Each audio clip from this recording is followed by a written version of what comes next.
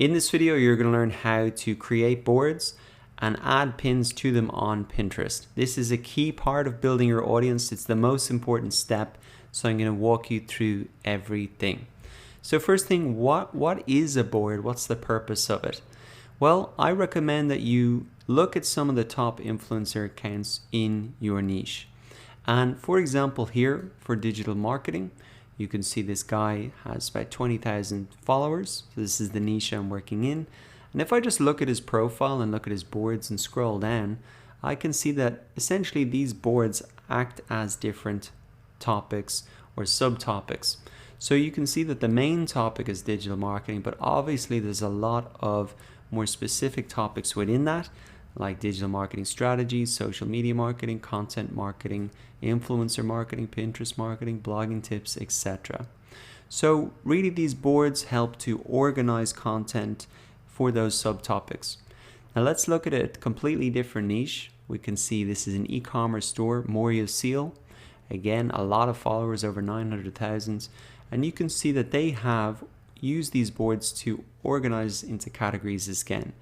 So their own store, jewelry, bohemia, plants, get fancy art, home decor, hats, etc. And these boards are helpful to people because they might just be looking to get ideas about hats. So it's better for them to come into these boards and see all of the content organized here, and that helps them get those ideas much easier. So essentially these boards just organize the content pretty much. Now you can be quite creative with these boards, like gifts under 25, glasses and sunnies, gifts under 100, makeup and beauty, even something like knives. You think that is extremely niche, but there's over 1,000 pins on that. Scarves, over 1,000 pins. So people really do like to get specific on Pinterest because there's so much content there. If people can organize it for them in boards, they're going to want to follow that board to keep updated on those ideas. So this is how you add value on Pinterest, by either organizing your own content into different boards, and I'm going to show you as well, you can actually organize other people's content into these boards as well. Now finally, let's look at this food blog, Pinch of Yum. Same idea. Boards are used to organize content, recipe videos, appetizers, baking, bowls, breakfast and brunch, drinks, healthy meals, dessert, pizza, pasta, etc. So really looking at some top accounts in your niche is a great way to get ideas for even what boards to create and how to lay them out. Now I do want to give you a pretty cool tip as well, so your boards can appear at the top of the search engine. And what you want to do is actually what this guy's done here. He's done it pretty well. You can see that the way he's named his boards is actually very specific. So he's not just saying random things. He's saying digital marketing strategy. If I was to open that up, I can actually see it in the link there. So why is he named it that? Well, if I come into Pinterest and I search for digital marketing. So that's the main topic in my niche. Now what you can see underneath the search bar are these suggested search terms. And this works the exact same way as Google suggested search. They're going to put in other additional keywords here that are highly searched. So you know if these are appearing underneath here, these are highly searched terms. And so if I click on strategy, which is the #1 term after digital marketing, I can see that actually if I come across the boards, I can see this guy Ron Sellas appearing right at the top because he's named his board after the exact search term. So when you're creating your boards, you should really think about that as well. Create your boards really around those search terms so you can appear at the top of the search results and get more visibility for your boards. It's a really good tip to grow quickly. So now that we have a clear idea about what the boards are, how to name them, the next logical question is, what do you actually put in these boards? Well, the great news is that you don't have to only put your own content in. You might not have a ton of content, and so you're thinking, how do I build up an audience on Pinterest? Well, the great thing that you can do is you can pin other people's content into your boards. Now, this is still valuable for people, and people want to follow this, as you can see here, because essentially you're operating as an aggregator. You're helping organize content, filter it for people, and of course they're going to want to follow that board if that's useful for them and saves them time than searching for it all together, or etc. So we can see, if we look at these pins here and we look at the links at the bottom of these pins, you can see these are all coming from actually different websites. And so essentially what this guy has done is just created a board that's helpful for people, that organizes content underneath those search terms. And as a result, 13,000 followers is not a bad result from that. So what I might want to do is not only add my own content, but look on Pinterest for other content that I could add to my boards and make it more valuable for the Pinterest users. So now that we understand what boards are, how to name them, and what to put and pin in the boards, let's actually go ahead and create a board for ourselves. And actually what we can do is we can pin something and create a board at the same time. So I think we'll go ahead and do that. Now again, what I'm going to do is look for my keyword. So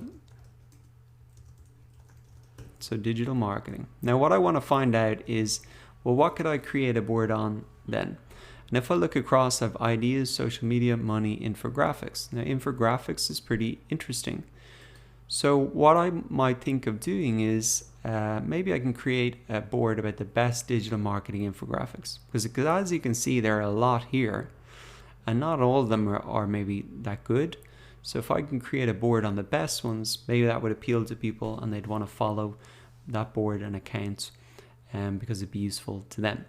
So what I can do then is go ahead, once I've decided on the kind of board name, I want to add some content to that board. I don't have maybe an infographic right now, so I'm just going to pin this piece of content to the board, and I can create the board at the same time. So what I'm going to do is best digital marketing infographics, and you can make this a secret board if you want, so you don't have, it doesn't have to be public. You can hide it, add a load of content, and then publish it later. But I think it's okay to just go ahead and publish it straight away. And I'm going to go ahead and click create. So now I can see that the pin has been created, so, and the board has been created. So if I come to my profile, I can come to the board and I can see that the best digital marketing infographics has been added there. And it might take a little bit of time just to load up, but the pin will show up there eventually as well. Now what I can also do, as well as pinning other people's content and aggregating content like that that's helpful for people, I can also create my own content. And so what I can do is maybe create a pin and take it from the web, and I can actually take content from my own site and pin it in here. So I'm just going to take an article from my blog, I'm going to paste it in here. When I click next, I'm going to see all of the images on that page that I can put into a show as the image on Pinterest. So I'll just take this one here. Now I could put it under the best digital marketing infographics, or I can create a new board, which I might do, and it's more something like marketing fundamentals. So people who just really want to understand the fundamentals of marketing, and I can create a board about that. And so I can see it now, and what I should have now is two boards. If I go to my profile, what I've got now is two pins and two different boards there.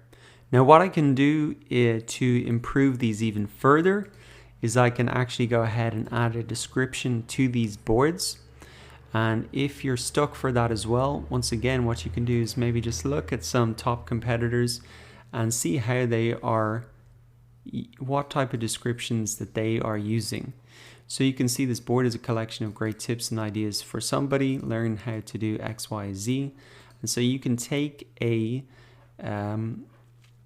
can even copy this, paste it in there, but obviously edit it to the specific board. So this board is the collection of the best digital marketing infographics on Pinterest, and you can include that in there. Now the reason that you want to do that is that gives people another incentive for them to follow the board. And you can also say what this board is about to make it clear to Pinterest as well. So I could maybe put this as technology or other. And then you can also add collaborators for these boards as well if you've got other team members that you want to help work on. Now, as well as adding a description to your boards, what you can actually do is add a description to any content that you've pinned yourself as well. So again, telling people a little bit about why they should click through and what this post is about. And again, if we look at some examples here, you can start to get a very good sense of what are the type of descriptions that people put in here. And you can look at the best ones there and take some examples. It's going to be slightly different. So to recap then, in this video, you've learned how to create boards, how to name those boards so that you can appear at the top of the search engine. You learned how to add content to those boards using other people's content, so you can build a valuable resource for your Pinterest followers, or by adding your own content as well, and by adding descriptions to those boards and those pins so that they give that incentive people to click through, and also that'll help you appear higher in the search engine on Pinterest as well. So what I would recommend you do is take a little bit of time, maybe go ahead and create 3 boards, put about 5 pins in each, and that is really going to set the foundation of content for your Pinterest account.